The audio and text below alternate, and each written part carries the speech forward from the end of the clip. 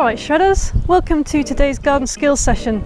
We're going to be looking at how to bunny hop today, so let's get started.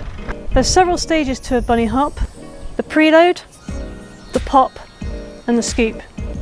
So what we're going to do today is try and break that down into its component parts, practice them individually and then put them back together to give you the basics of a bunny hop that will at least get you up a curb.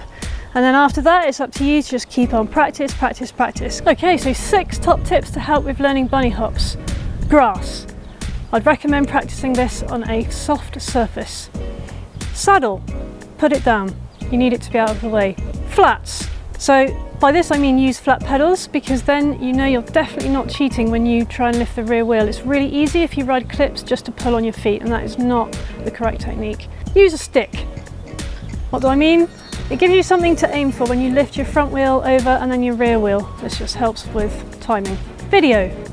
Have a friend do some slow-mo video of you, or set it up yourself so you can get some feedback on how you're doing and whether your technique is correct. Hardtail. If you have a hardtail, I'd recommend trying to learn bunny hops on that, because it's a lot easier than trying to do it on a bike with rear suspension, because that really sucks up a lot of your energy. If you don't have access to a hardtail, then perhaps use the lockout feature on your shock, or if that doesn't help, you could even pump the shock up a little bit more. Just make sure you make a note of how much air you have in your shock before you do that, so that you can put it back to the correct pressure afterwards. We're going to work on lifting the front wheel first, then the rear wheel, and then we're going to try and put the two together. So, the front wheel lift. We actually covered this in the manual tutorial, so if you just want to do a quick recap on that, just click up there. But you'll remember that it's all about bringing the hips down and back in that L shape, and that will start to get the front wheel up.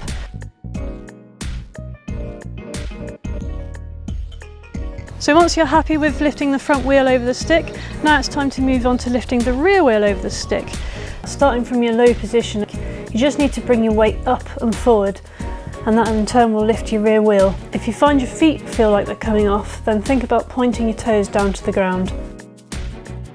So once you're happy with the rear wheel lift, start putting them both together. Now you can do this at any point. As soon as you're happy with the front wheel lift, go to the back wheel lift, and then when you feel like you want to start putting them together, just ride towards your stick, front wheel, back wheel, front wheel, back wheel. And then when you start to feel comfortable with that like quick succession of movement, like, you know, increase your speed each time, then it's time to really try and turn that into an actual hop. And you may actually find the faster you go at your little stick, that you'll actually naturally just come off the ground. So now we're going to incorporate that middle component, the pop. So to do that, you've just got to explode up straight out of your preload position in a super dynamic version of the rear wheel lift, and your back wheel will come up. Job done. Okay, so some common mistakes with a bunny hop is, one of them is the same as the manual, is not getting your down and back correct. It definitely has to be an L shape. As I say, if you're not sure about that, you can check out the video that we did and recap on that. Avoid trying to pull with your feet, like literally trying to pull straight up. Your feet are going to come off the pedals and you're probably going to get a shinner, and nobody likes that. It hurts. If you find you're struggling with any component, you can just go back and practice that individual component on its own. Okay, so there we have it. This is a tricky move to master, but keep at it because you will get there.